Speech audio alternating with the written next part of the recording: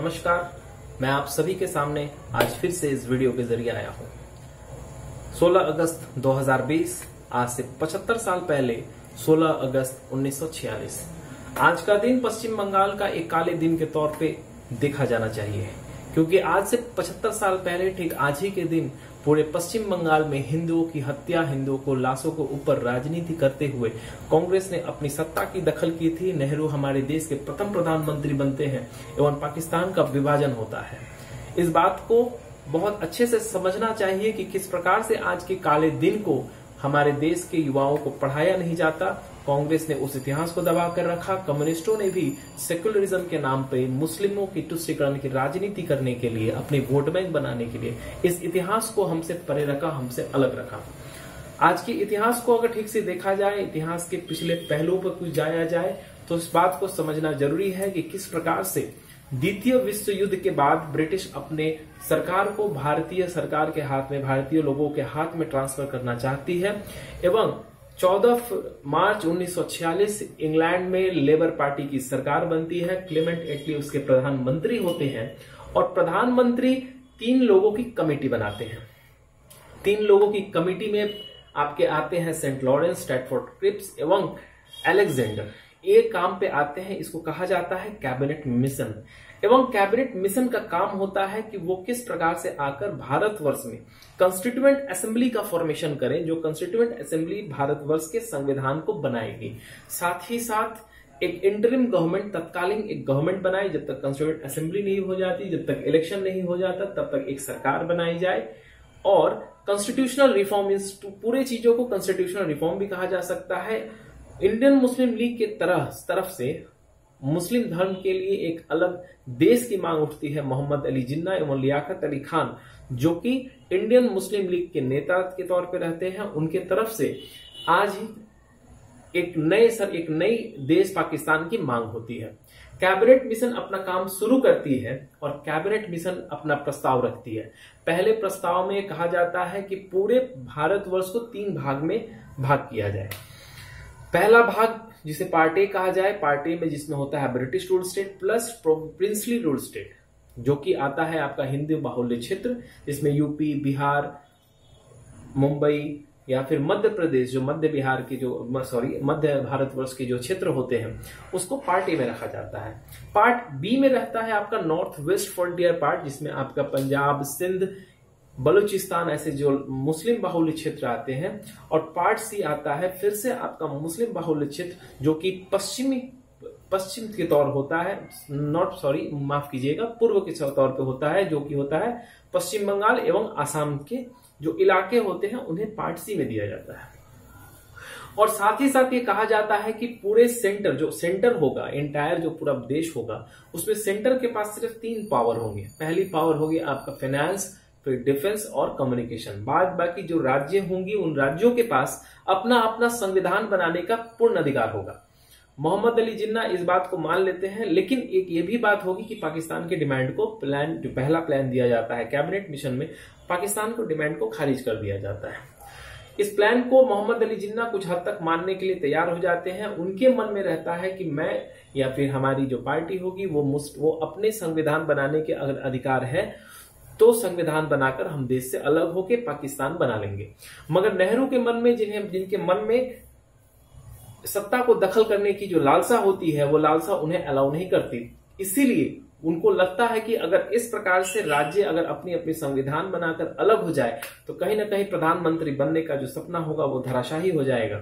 यह बात Indian national Congress खारिज करती है, प्लान वहां नहीं बनता है। In the mean time British offer करती है कि आप लोग इंटरिम गवर्नमेंट का फॉर्मेशन करें, जिसको इंडियन मुस्लिम लीग एक्सेप्ट नहीं करती एवं इंडियन नेशनल कांग्रेस वहां पे गवर्नमेंट बना लेती है। अब मुद्दा शुरू होता है लड़ाई का। Bombay session, Indian Muslim league का बॉम्बे सेशन में मोहम्मद अली जिन्ना प्रेस कॉन्फ्रेंस करके डायरेक्ट एक्शन की बात कहते हैं 29 जुलाई 1946 को। वो कहते हैं कि लड़के पाकिस्तान को लिया जाएगा। 29 जुलाई 1946 के इस ऐलान के बाद 16 अगस्त आज ही के दिन, आज से 75 साल पहले लड़ाई शुरू होता है। कहा जाता है कि शहीद मीनार पे बुलाकर कहा जाता है कि आज ही के दिन, ये दिन रमजान महीने का जुमे का दिन था और मोहम्मद नबी जब किसी भी काफिरों के से जब लड़ाई करने के लिए निकलते थे तो वो सुबह का समय चयन करते थे, अर्थात सुबह से ही हिंदुओं एवं काफिरों के ऊपर आक्रमण शुरू होगा। तत्कालीन बंगाल के प्रधानमंत्री होते हैं सोहरावर्दी। सोहरावर्दी भी इंडियन मुस्लिम लीग के साथ थे एवं उस्मान अली खान जो कोलकाता कॉरपोरेशन के मेयर थे वो भी इंडियन मुस्लिम के साथ थे।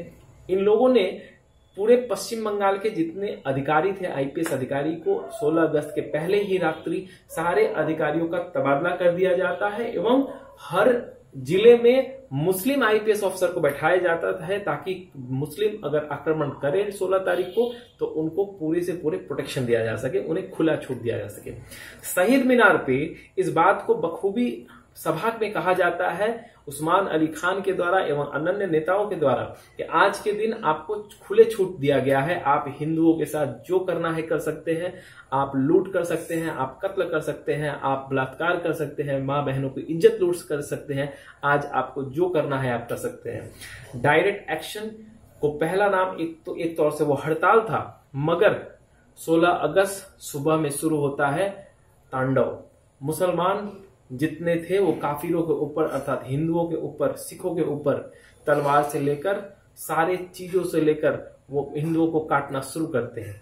शुरू होता है आपका मानिक तल्ला bridge, Bow Bazar, lower circular road, Sealdah territory Bazar, Chitpur cinema hall, निप्पल street, Mallick Bazar, Dumdum road, Harrison street और ना जाने कितने इलाकों में इस तरह के तांडव चलते हैं। और एक दिन में, महज एक दिन में तकरीबन 50,000 से ऊपर हिंदुओं को काटा जाता है। सिर्फ हिंदुओं के काटकर वहां पे चील और गिद्धड़ों को दावत दी जाती है और इन लाशों पर राजनीति होती है इंडियन मुस्लिम लीग की, नेहरू की, कांग्रेस की सरकार की।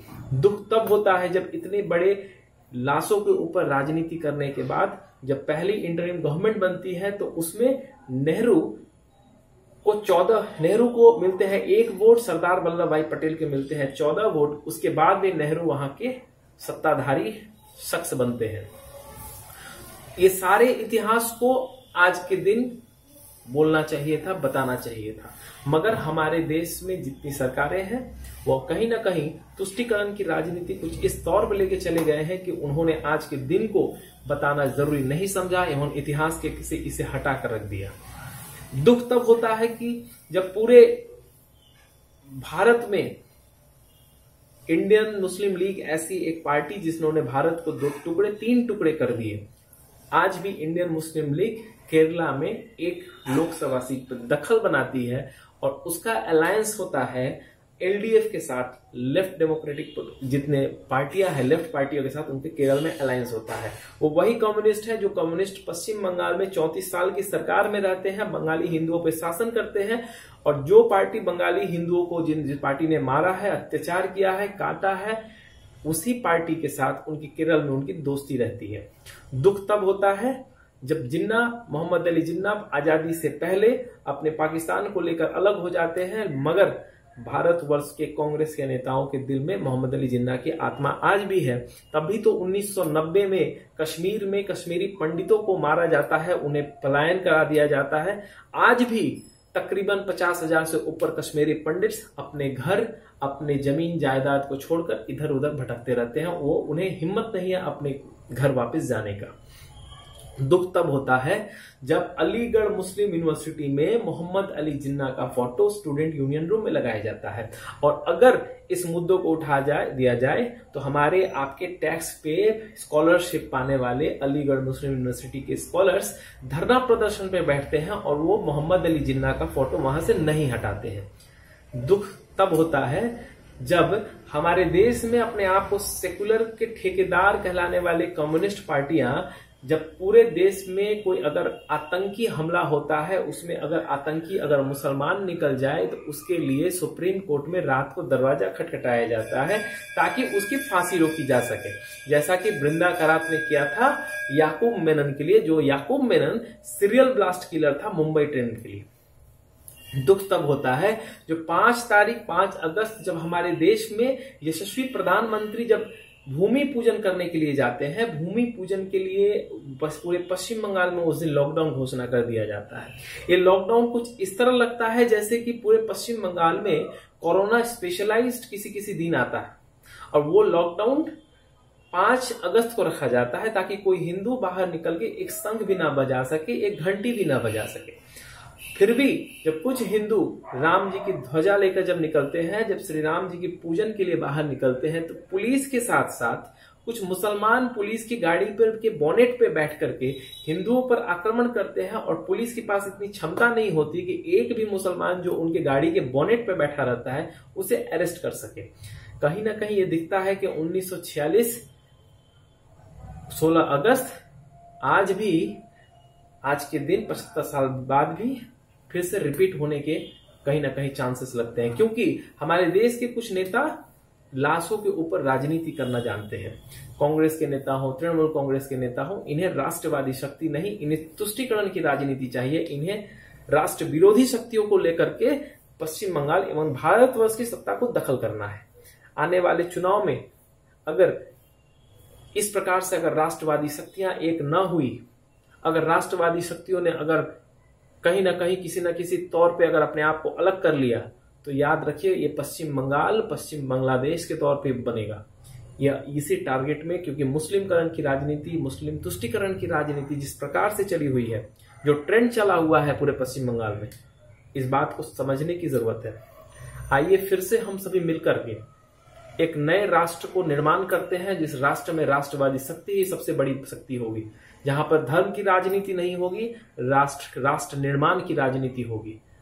मैं इन्हीं वाक्यों के साथ आप सभी को असंख्य धन्यवाद कहते हुए नमस्कार करता हूं। धन्यवाद।